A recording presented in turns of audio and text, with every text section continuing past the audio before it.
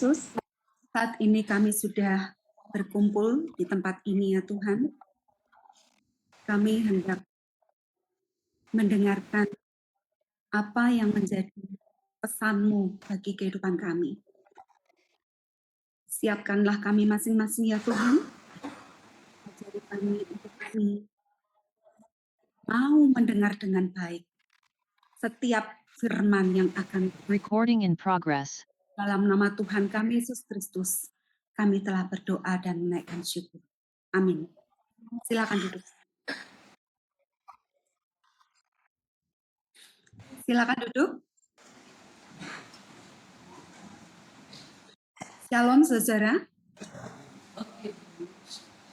Semuanya dalam keadaan baik. Semuanya sehat. Saya mau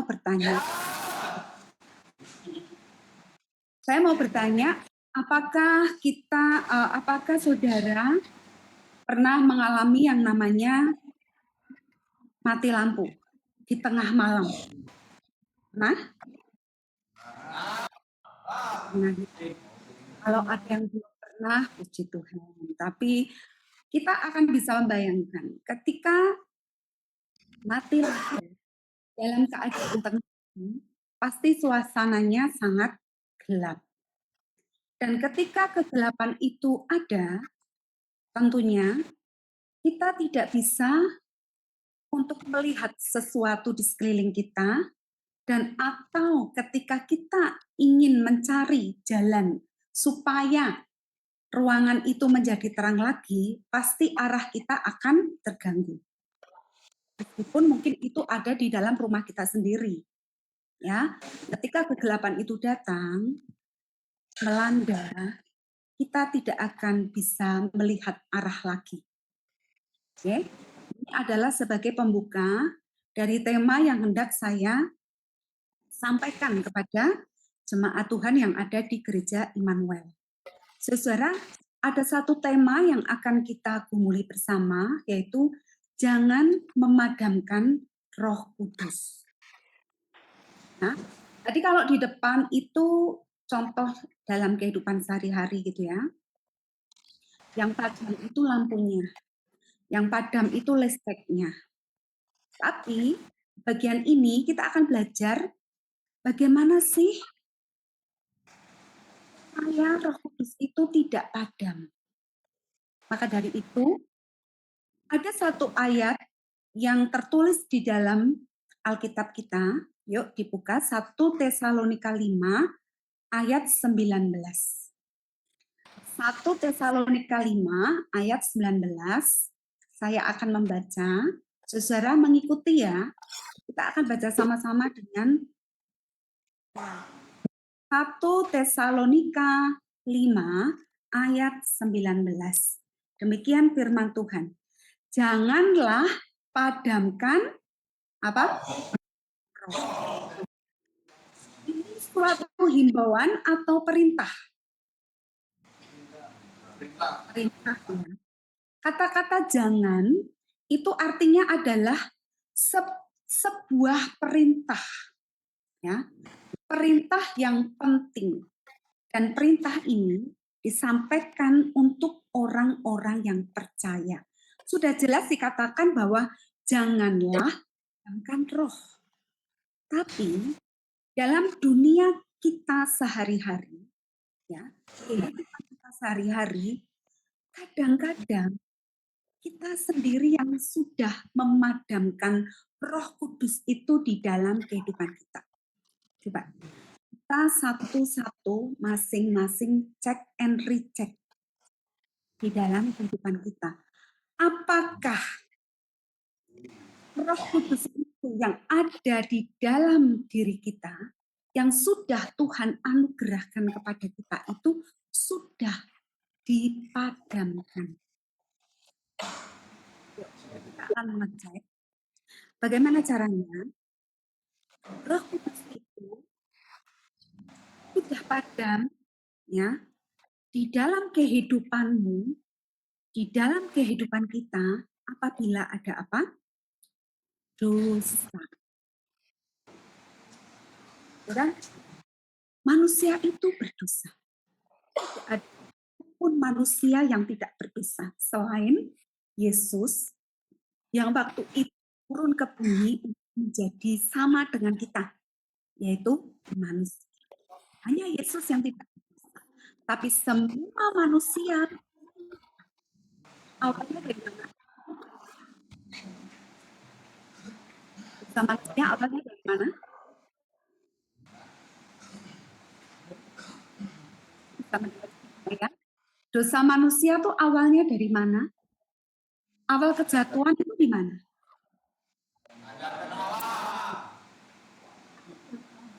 Kejatuhan awal itu di Taman Eden. Ya, ketika manusia itu tidak lagi taat kepada Tuhan, ya. Waktu itu Tuhan bilang apa? Jangan makan pohon yang ini. Boleh, ini nggak boleh. Di kenyataannya, apa yang terjadi? Manusia tidak taat.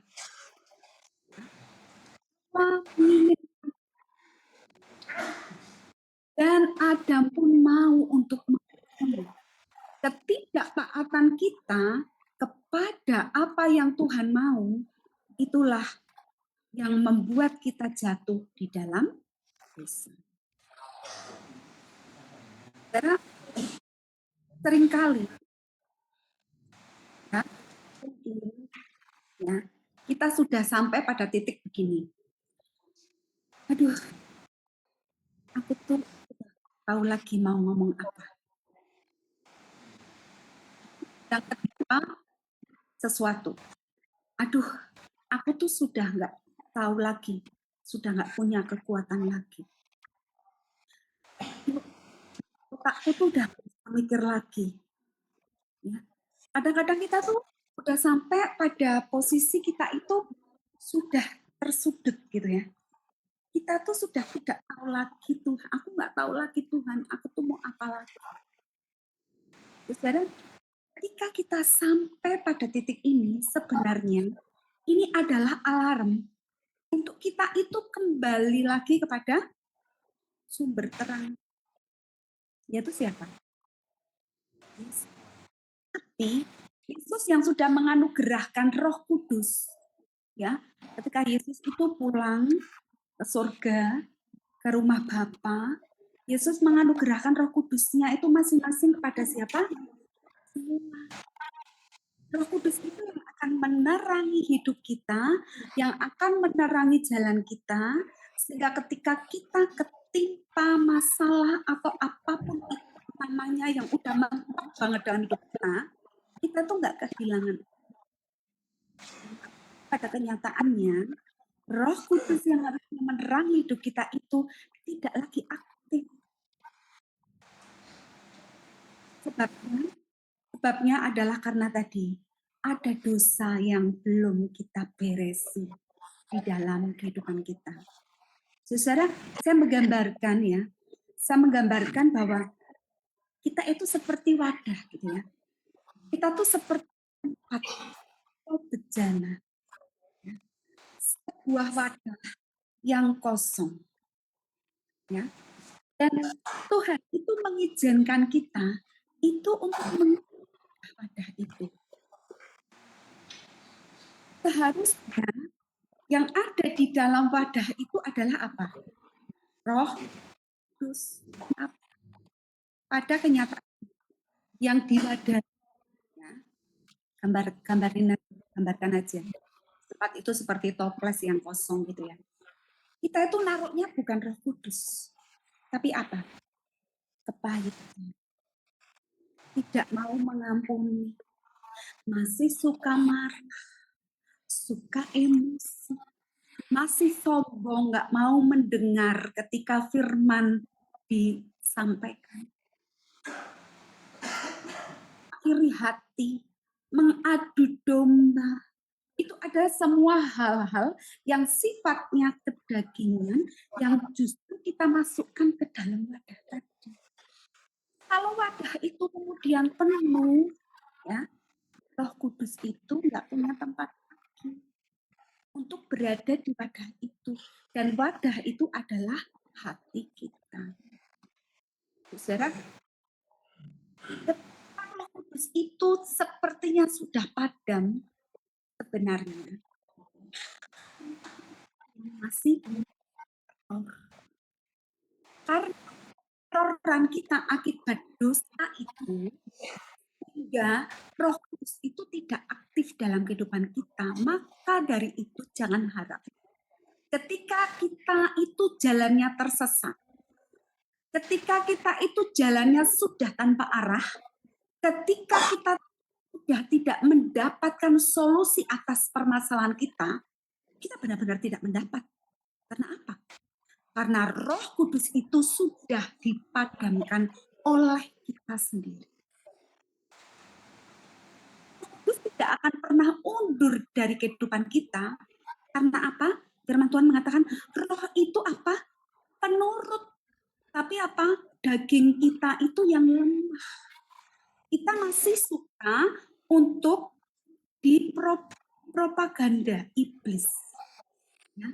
Kita masih suka ke distract dengan hal-hal duniawi, hal-hal kedagingan, sehingga membuat Roh Kudus itu seolah-olah tidak berfungsi di dalam kehidupan kita. Ya. Itu adalah akibat. Ketika dosa itu masih kita kerjakan, kita lakukan. Bahkan ada dosa-dosa yang masih tersembunyi. Kita menganggap, Bu, saya nggak dosa, Bu. Saya itu rajin membaca firman. Saya itu rajin ikut ibadah. Tapi ketika ada saudaramu yang pernah menyakitimu dan saat ini engkau belum bisa melupakan dan bahkan tidak mengampuni, itu tetaplah ada dosa di dalam hidupmu. Sekarang, apa akibatnya? Akibatnya, jalan yang tanpa arah, jalan yang tanpa petunjuk, itu akan menjerumuskan hidup kita. Akibatnya apalagi? Kita hanya berfokus kepada diri sendiri. Kita pakai logika cara berpikir kita sendiri. Ujung-ujungnya apa? Babak belur. Nabrak sana, nabrak sini, muncul dosa ini, muncul dosa itu, akibatnya kita semakin sulit untuk terhubung dengan Bapa. Saudara, lagu yang mengawali tadi bagus banget ya. Kita tuh mau terhubung denganmu, dengan Yesus, dengan Bapa. Ya. Terhubung dengan Bapa itu yang utama. Nah, dari itu saat ini kita tuh diingatkan melalui satu ayat tadi ya. Ayatnya itu simpel banget. Janganlah padamkan roh. Ya, sangat simpel. Tapi bagaimana kita mempraktekannya? Itu adalah yang namanya kita diuji seperti emas atau perak. Akhir-akhir ini di dunia ya, sedang merebak yang namanya emas itu mahal banget. Perak itu menjadi mahal juga. Ya. Emas itu bisa 1 gram 3 juta lebih. Ya. Karena apa? Emas itu adalah satu takaran yang bahkan di dalam Alkitab itu pun tertulis ya. Emas dan perak ada padaku gitu ya. Yesus minum seperti itu. Emas itu Tuhan yang punya dan emas itu sekarang sangat mahal. Karena apa? Dia itu murni. Bahkan tak lekang oleh waktu. Sampai kapanpun ya, kemurniannya itu terjaga.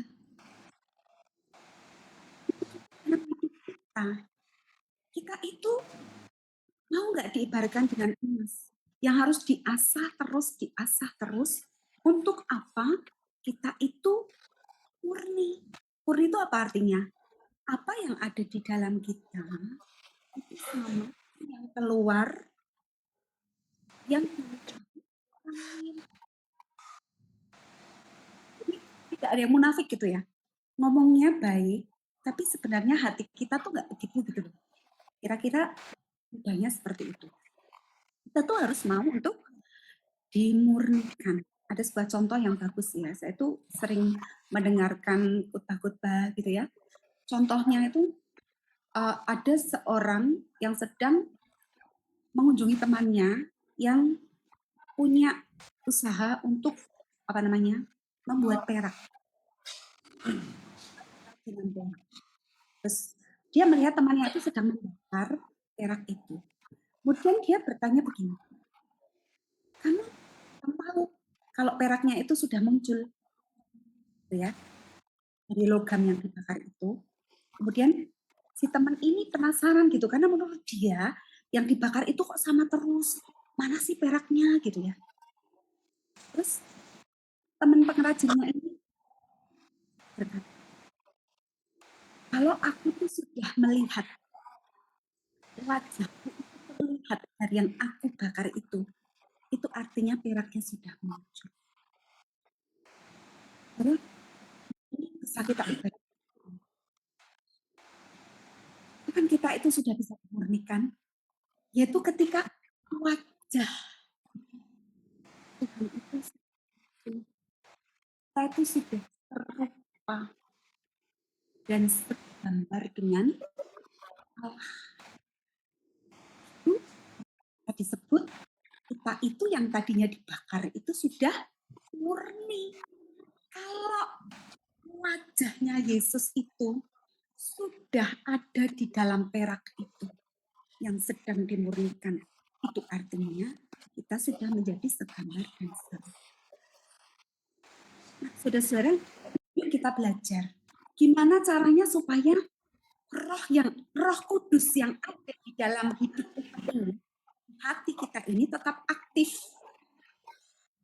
nah, supaya tidak mati, supaya kita tidak kehilangan arah. Yang pertama adalah Yohanes 1 ayat 1. Yuk kita baca sama-sama lagi ya. Kita baca yang keras. Yohanes 1 ayat 1. 2, 3.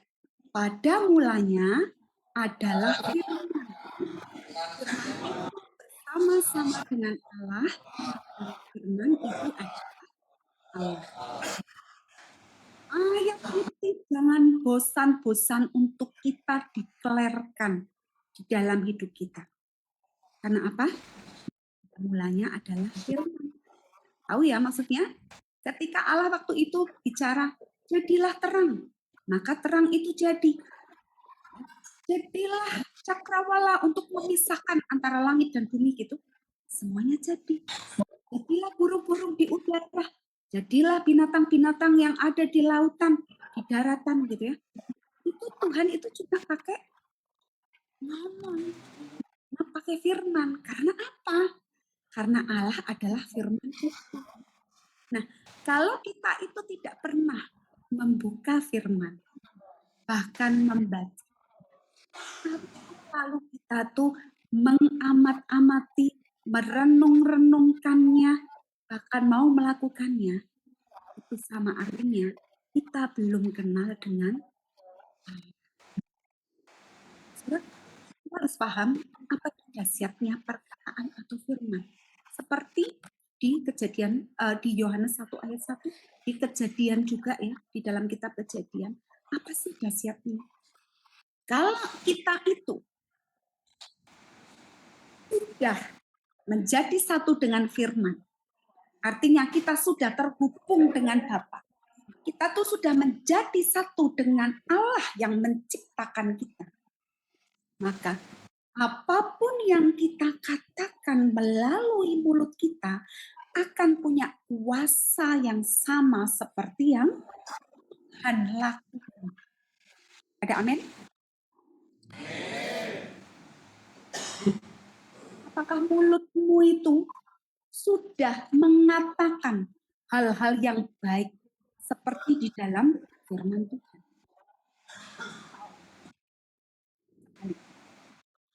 Mulut itu hanya satu, bisa untuk mengatakan berkat, sebaliknya bisa untuk mengutuk. Ya, di dalam Ulangan 28 ada berkat dan ada kutuk. Apakah mulutmu sudah dipakai untuk memberkati atau sebaliknya untuk mengutuk? Mengutuk mungkin nggak mengutuk orang lain, bisa jadi mengutuk diri sendiri. Ah, gara-gara dulu nenek moyangku begini, aku jadi begini. Karena nenek moyangku dulu suka main dukun, makanya aku sekarang jadinya menderita, mungkin gitu ya. Yang keluar dari mulut kita itu hati. Karena Yesus sudah menyelesaikan semua kutuk manusia karena akibat dosa itu di atas kayu salib. Sehingga kutuk itu harusnya sudah dihancurkan. Tapi kita masih sering mengingat-ingat dosa lama kita. Kita masih sering mengingat-ingatnya dan kita memperkatakan, menceritakan ini dan itu. Kita seolah-olah belum mau lepas dari manusia lama kita. Padahal Yesus sudah memperbaharui kehidupan kita menjadi manusia yang baru. Ya, itulah pentingnya kita baca firman. Di dalam firman, kita itu akan selalu diberi petunjuk dan arah. Coba, kalau yang belum atau rajin membaca firman, baca ulang-ulang kitab Amsal. Di sana kita akan mendapatkan banyak petunjuk dari Tuhan. Bagaimana kita itu menghadapi hidup sehari-hari dan melakukan sehari-hari.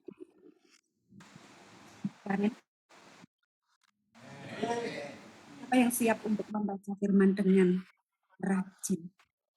Alkitabnya boleh dibawa masuk nggak sih? Dalam kamar? Ya, waktu bapak-bapak di sana itu banyak. Dimanfaatkan waktu yang ada. Sehingga ketika Tuhan kemudian memberikan jalan keluar untuk kalian keluar dari tempat itu, tidak punya perasaan. Ya, sudah punya bekal yang kuat melalui apa? Firman. Yang pertama tadi ya, bagaimana menjagai hati kita supaya Roh Kudus itu tidak padam. Yang pertama adalah kita sungguh-sungguh membaca firman dan merenungkannya dalam kehidupan sehari-hari. Sepakat? Semua sepakat ya? Amin. Kemudian yang kedua, bagaimana cara kita menjagai supaya Roh Kudus itu tidak padam? Yang kedua adalah lakukan doa dengan sepenuh. Sekarang, yuk baca Matius 6 ayat 6. Matius 6 ayat 6. Yuk, 2, 3. Tetapi jika engkau berdoa, masuklah ke dalam kamar itu dan berdoalah kepada Bapamu yang ada di mana? Tempat tersembunyi. Maka Bapamu yang melihat yang tersembunyi akan membalas.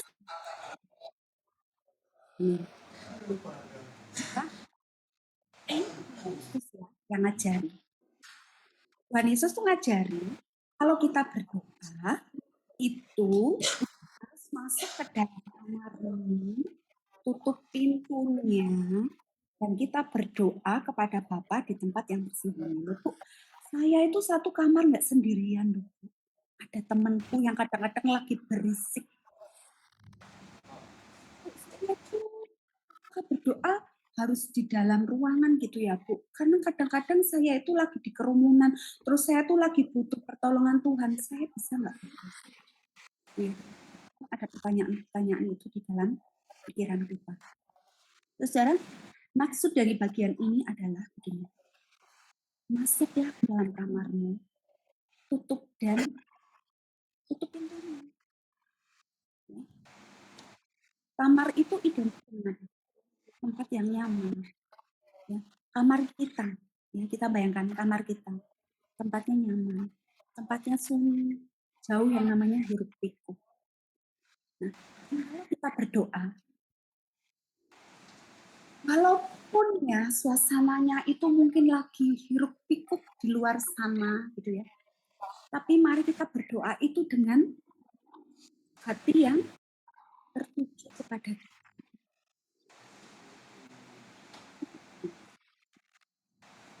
Kita jangan lagi Paham nggak sih? Kita tuh lagi hati kita tuh lagi berkecamuk, mikirkan, aduh, cicilan gitu ya, aduh, apapun gitulah yang berkecamuk di dalam hati kita. Kalau kita berdoa, kadang-kadang itu kita tuh, hati kita, pikiran kita tuh belum sunyi. Kita tuh masih mikirin ini dan mikirin itu, mikirin banyak hal di dalam kehidupan kita. Sementara Yesus mau ketika kita berdoa, ya udah kita tuh fokusnya ya sama Bapa gitu ya. Karena Bapak kita tuh di tempat tersembunyi. Ya, aduh Bapak dengar nggak ya? Gitu ya, mungkin kok tersembunyi. Gitu ya. Kadang-kadang seperti itu. Kita cari apa? Supaya hati kita itu fokus betul-betul kepada Tuhan. Ketika kita berdoa, walaupun banyak masalah, walaupun banyak godaan dan cobaan. Saya sama cerita. Boleh ya saya cerita ya tentang kehidupan saya. Tanggal 28 Februari ini kemarin ya, itu ada serangan rudal dari Amerika dan Israel ke Iran. Kita yang sedang mendunia ya teman. Bahkan kalau kita tidak berhikmat mendengarkan beritanya itu ngeri, bisa terjadi perang dunia ketiga, bla bla bla dan macam-macam gitu ya. Berita tuh sedang macam-macam. Tapi yang saya tahu dari berita yang resmi gitu ya, disampaikan pemerintah bahwa memang betul terjadi bahwa Amerika dan Israel itu bersekutu untuk menyerang Iran dan itu terjadi tanggal 28. Nah, saya mau cerita ya, suami saya itu pelaut. Saat ini dia sedang bekerja di kapal. Dan sudah beberapa tahun ini dia memang join di satu perusahaan minyak di Arab Saudi ya, punya Amerika dan Arab gitu ya. Suami saya bekerja di kapal yang mensuplai setiap kebutuhan yang ada di rig atau pengeboran minyak laut di Arab sana. Nah,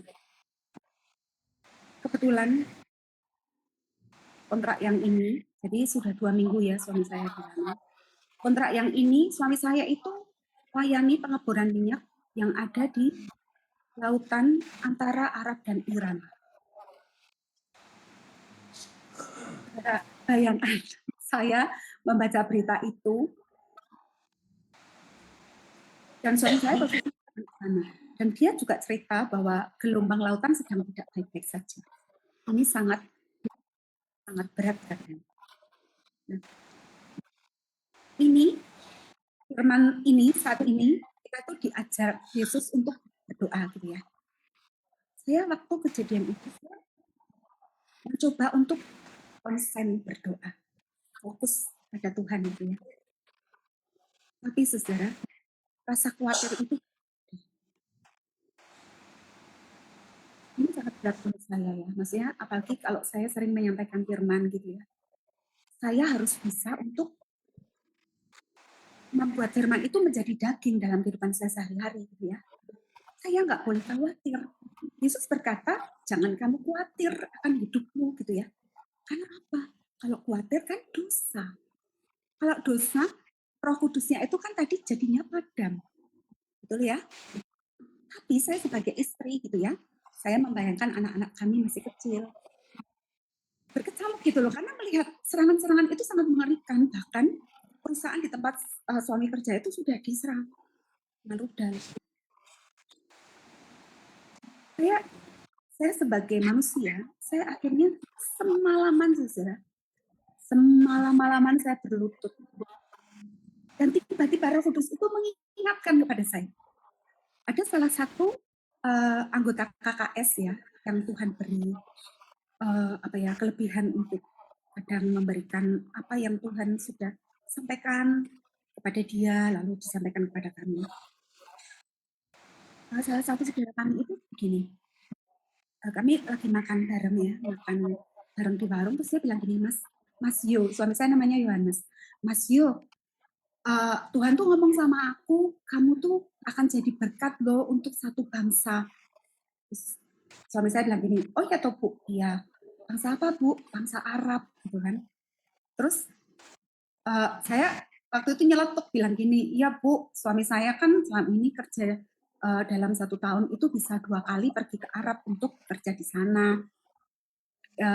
Pasti dia memang dipakai Tuhan untuk memberkati Arab, saya bilang gitu kan. Terus ibunya bilang gini, oh iya toh, Mas Yo kerja di Arab gitu. Dia nggak tahu kalau suami saya kerja di Arab. Terus saya bilang gini, Tuhan ngomong apa Bu untuk suami saya ketika dia kerja di Arab? Saya nggak tahu, Tuhan nggak ngomong apa-apa sih, cuma ngomongnya Mas itu akan jadi berkat. Nah, saat saya itu berlutut semalaman itu berdoa gitu, saya ingat kata-kata itu. Lalu dalam hati saya ngomong gini, oh ini mungkin yang Tuhan mau. Jadi Mas Yo tuh sekarang saat ini sedang berada di garda terdepan gitu ya. Doakan wilayah itu secara langsung. Ketika saya itu mendapat pengertian itu, saya bersyukur, ya, saya bersyukur bahwa Tuhan itu pasti punya rencana yang terindah. Apapun mungkin sedang tidak baik-baik saja, saya tahu Tuhan yang akan memberikan jalan keluar. Lalu suami saya bilang sama saya gini, sudahlah, tinggal tenang dan percaya. Disitulah letak kekuatan itu. Saya sekarang cuma gandul sama Tuhan. Dia bilang seperti itu. Oke, jadi saya dan anak-anak saya sepakat tiap hari untuk mendeklarasikan firman pada siapa? Semuanya. Pihak-pihak yang sekarang sedang, saya berdoa Tuhan berikan kedamaian. Berikan hati yang mau mendengar akan Engkau. Tuhan berikan hati yang penuh belas kasihan supaya tidak terjadi yang namanya saling menyakiti antara sesama manusia. Kira ini adalah contoh ya dalam kehidupan saya. Doa itu benar-benar harus fokus sama Tuhan. Lalu yang kedua, doa itu harus apa? Markus 11 ayat 25.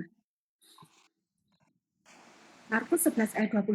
Dan jika kamu berdiri untuk berdoa, dahulu sekiranya ada barang sesuatu dalam hatimu terhadap seseorang, supaya juga Bapamu yang di surga mengampuni kesalahan. Selain fokus hanya kepada Tuhan, kepada Bapa di surga, yang harus kita lakukan adalah harus mengampuni. Sekiranya apa? Sekiranya ada orang-orang yang pernah menyakiti. Karena apa? Kalau kita belum mengampuni, Bapa juga tidak akan mengampuni. Ketika Bapa tidak mengampuni, apa gunanya doa-doa? Ketika udah tahu Bu, doa itu ya begitu. Tapi kita harus fokus dan serius mengikuti arahan-arahan dari Tuhan. Seperti apa? Salah satu firman ini adalah arahan-arahan dan petunjuk-petunjuk dari Tuhan supaya Roh Kudus itu tidak lagi padam. Ya, ketika mau berdoa, ampuni dulu orang-orang yang menyakiti hati kita.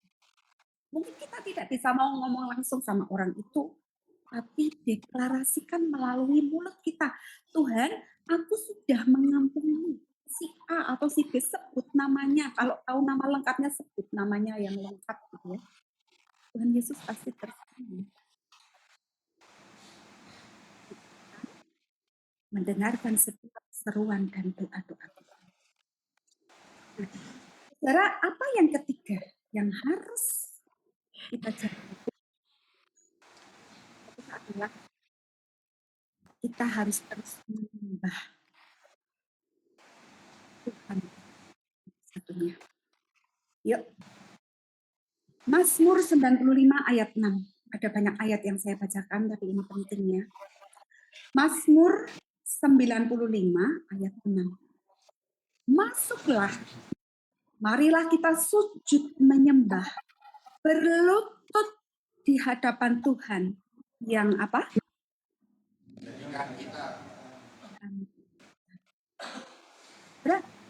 Kenapa kita harus menyembah? Kenapa kita harus berlutut? Ya, apa yang saya katakan tadi, semalam-malaman saya tidak bisa ngomong apa-apa, saya berlutut. Membiarkan Tuhan ngomong gitu ya. Dan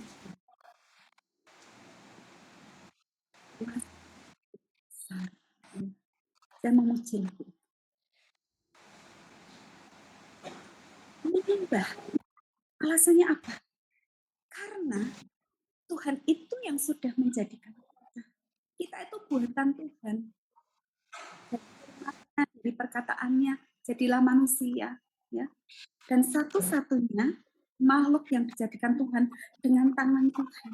Gak hanya dengan perkataan, tapi dengan tangan Tuhan membentuk dan tanah. Seperti seorang penggerak gitu ya. Tuhan, bayangkan waktu itu, pasti itu Tuhan membuatnya dengan sangat penuh cinta. Lembut gitu ya. Pelan-pelan membuat ya, bagian-bagian tubuh kita.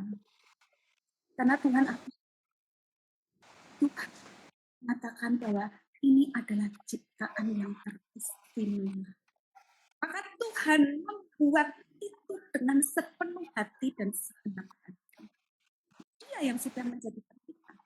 Maka dari itu Mazmur 95 ayat 6 mengatakan,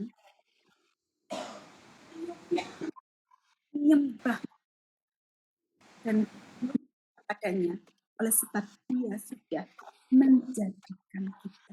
Maka kita nggak boleh sembrono. Kita nggak boleh mau aku aja. Ini ya. Kadang-kadang kita tuh kalau udah nemuin jalan buntu seperti itu, kamu kan nggak ngerasain yang aku rasakan gitu. Jadi kita ngomongnya seperti itu. Itu sudah ngacau, saudara. Kenapa? Nah, ini miliknya Tuhan, Dia yang menciptakan kita. Mari kita berdoa.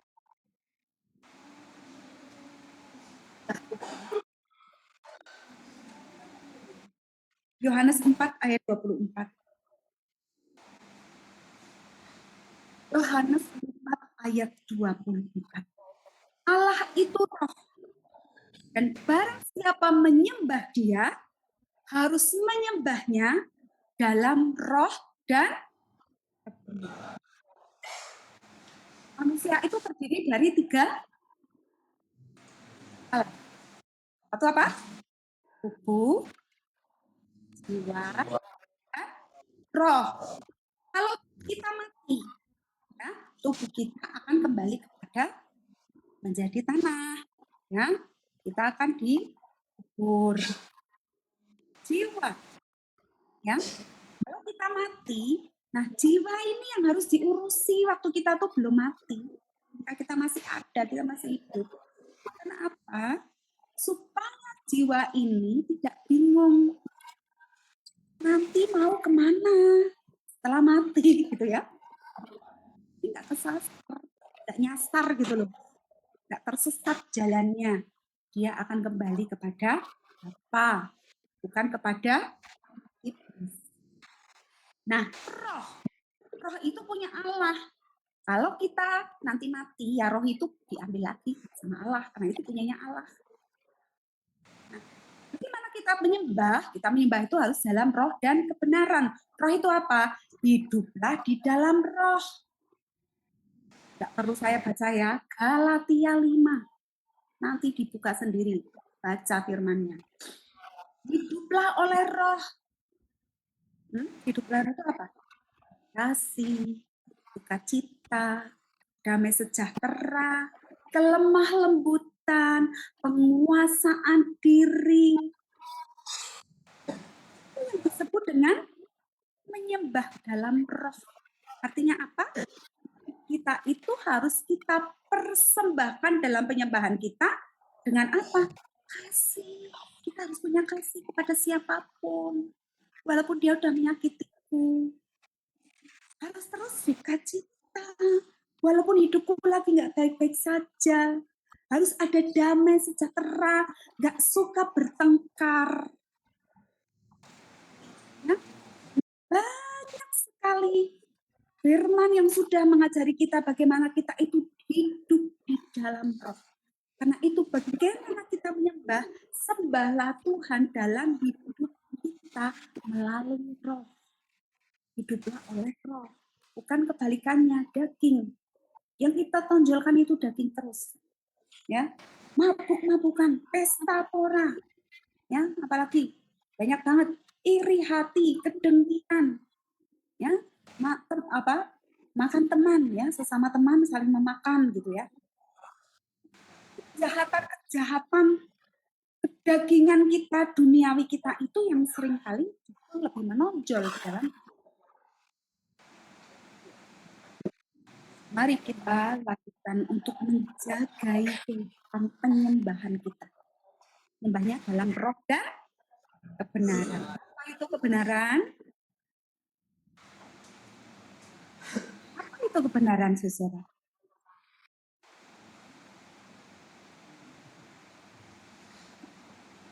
Haleluya. Kebenaran adalah firman Tuhan.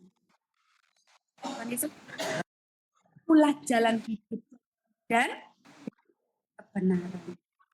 Tidak ada satu hal pun yang benar di dunia ini selain kebenaran yang asalnya dari Tuhan. Maka tadi di awal kita harus ada firman. Dan firman itu harus dilakukan dan dikerjakan. Kalau kita itu sudah mengerjakan firman, artinya kita sudah hidup dalam kebenaran. Gak hanya hidup dalam roh, tapi juga dalam kebenaran. Ketika kita hidup dalam kebenaran, wow, ya, hati kita tuh sudah menjadi terang benderang. Banyak orang melihat kita itu sangat terang, sehingga siapapun yang ada di dalam kehidupan kita itu merasa nyaman dan melihat akhirnya Tuhan kuasa mengalir melalui kehidupan kita. Dan kita sudah menjadi orang-orang yang menyelamatkan sesama kita. Kita bisa menjaring cita-cita. Apa? Kita persembahkan kepada Tuhan yang telah menjadikan kita. Ada amin? Di atas semua itu tadi, doa, firman Tuhan, penyembahan, ya, lakukan semuanya itu dengan ucapan syukur. Karena apa? Hidup kita itu tidak mulus. Orang sudah percaya, sudah menggantungkan hidup pada Tuhan, tapi masih bisa mengalami masalah. Bahkan mungkin orang yang makin dekat dengan Tuhan, masalahnya itu makin berat. Ya. Tapi jangan sampai kita bilang gini, aduh Bu, percuma lah ikut Tuhan, masalahku tambah banyak.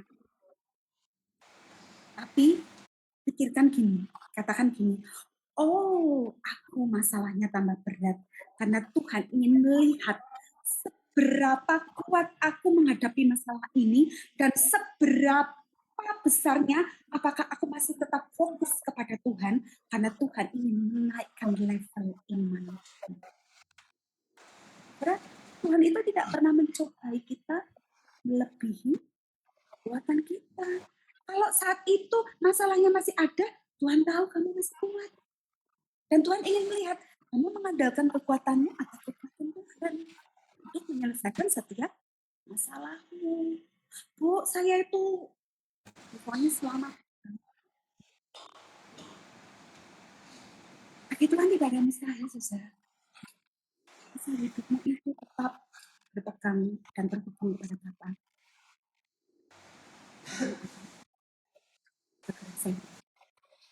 Kolose 3 ayat 17. Kolose 3 ayat 17. Dan segala sesuatu yang kamu lakukan dengan perkataan atau perbuatan, lakukanlah semuanya itu dalam nama Tuhan Yesus. Sambil apa? mengucap syukur oleh dia kepada Allah. Apapun itu yang kita lakukan, apapun yang kita kerjakan, apapun yang sekarang terjadi dengan kita, apapun yang mau kita ucapkan, mau kita katakan, lakukanlah itu dalam nama Yesus. Sambil terus apa? Mengucap syukur walaupun aku masih berat, aku masih sakit, aku masih ini itu. Gak ada kata, walaupun aku mau tetap melakukan seperti Tuhan. Kalau kita melakukan apapun seperti untuk Tuhan, niscaya kita akan melakukan hidup kita, kata-kata kita, perlakuan kita kepada orang lain itu ya seperti untuk Tuhan.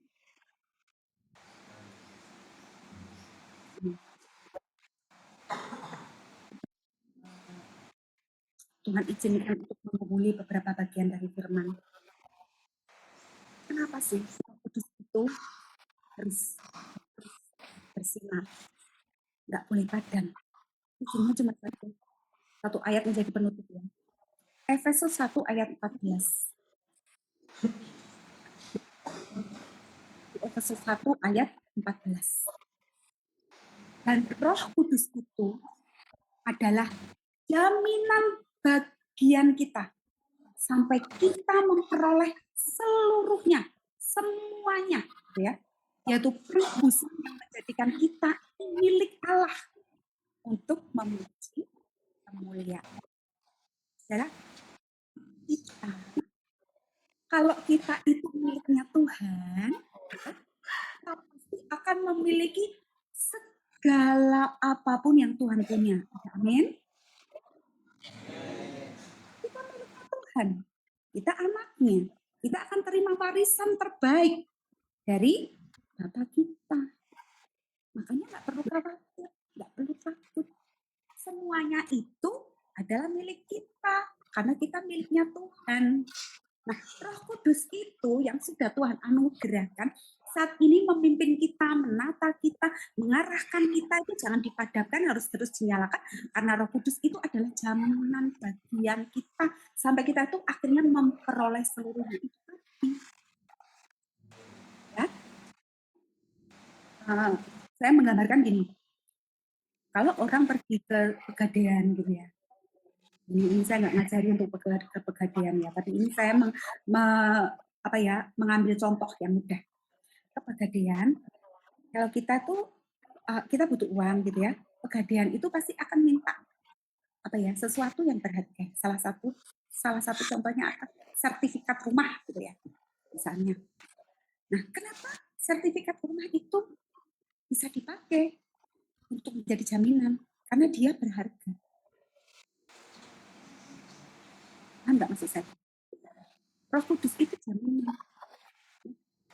Kenapa Yesus kemudian menganggap kita layak untuk mendapatkan hak menjadi anak-anak yang akan memiliki semua yang Tuhan punya? Ya, karena Yesus melihat ada Roh Kudus itu di dalam hidup dan Roh Kudus itu adalah jaminan yang berharga di mata Tuhan, karena Roh Kudus adalah Tuhan sendiri yang sudah dijelaskan kepada kita. Maka janganlah kita berani-berani untuk memadamkan Roh Kudus itu di dalam kehidupan kita, karena semuanya akan menjadi gelap tanpa arah dan tujuan. Masalah akan semakin banyak dan kita akan semakin jauh dari Tuhan dan kita akan semakin jauh dari apapun yang sudah Tuhan berikan untuk kita yang harusnya layak untuk menerima. Saya berdoa Bapak-bapak semua yang ada di gereja Immanuel menjadi semakin ingin menggali apa yang Tuhan mau di dalam hidupku. Coba baca Amsal ya, di dalam kehidupan sehari-hari. Dan semua ayat-ayat yang ada. Ya, kita berdoa. Yuk, bangkit berdiri, kita akan berdoa, mengucap syukur. Bapa di dalam surga, Kami sungguh mengucap syukur kepada-Mu ya Tuhan atas firman yang sudah Engkau sampaikan pada kesempatan siang hari ini. Bapa, kami ingin Roh itu tetap tinggal tenang di dalam hidup kami sehingga hidup kami ini tetap terarah dan tertuju hanya kepada Bapa di surga. Apapun itu masalah yang ada dalam kehidupan kami, jangan biarkan kami itu memadamkan api Roh Kudus itu di dalam kehidupan kami. Ajari kami ya Tuhan, untuk tetap setia dan fokus hanya kepada-Mu. Lalu setiap firman yang kami baca dan kami dengar, melalui setiap doa-doa yang kami panjatkan kepada-Mu, melalui setiap penyembahan dan ucapan syukur kami Tuhan, yang terus kami nyatakan dan kami gemakan melalui kehidupan kami sehari-hari, hanya kepada-Mu, karena Engkaulah yang telah menjadikan kita. Terima kasih, terima kasih. Tuhan memberkati anak-anak-Mu yang ada di gereja Immanuel di Lapas Tenggarong ya Tuhan. Tuhan memberkati mereka. Tuhan melimpahkan berkat kepada mereka. Dijauhkan dari sakit penyakit, dijauhkan dari hal-hal yang tidak Engkau kehendaki ya Tuhan. Tuhan juga memberkati setiap orang yang mereka tinggalkan untuk sementara waktu yang ada di rumah masing-masing. Tuhan memberkati mereka dengan berlimpah-limpah. Tuhan memberkati baik kehidupan jasmaninya maupun kehidupan rohaninya. Nah, setiap orang yang ditinggalkan untuk sementara waktu ini juga menjadi berkat bagi banyak orang di sekeliling kehidupan. Terima kasih Tuhan, terima kasih. Ampuni atas dosa kami, manakala kami mendengar firman-Mu dan ada dosa terselip di dalam kehidupan kami. Di dalam nama Tuhan kami Yesus Kristus, kami telah berdoa dan mengucap syukur. Amin. Yuk, angkat tangan. Angkat tangan untuk kita menerima berkat Tuhan. Jika engkau baik-baik mendengar firman Tuhan dan melakukannya dalam kehidupan sehari-hari, engkau telah mendapatkan berkat. Karena Tuhan memberkati engkau dan melindungi engkau. Tuhan menyinari engkau dengan wajahnya dan memberi engkau kasih karunia. Tuhan menghadapkan wajahnya kepadamu dan memberi engkau damai sejahtera. Amin.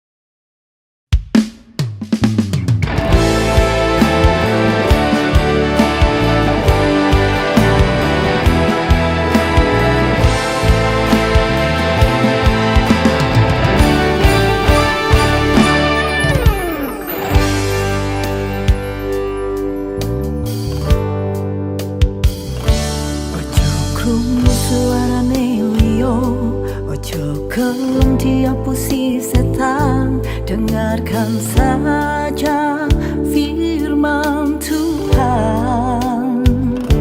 Ojo krungu suarane liya, ojo gelem diapusi setan, dengarkan saja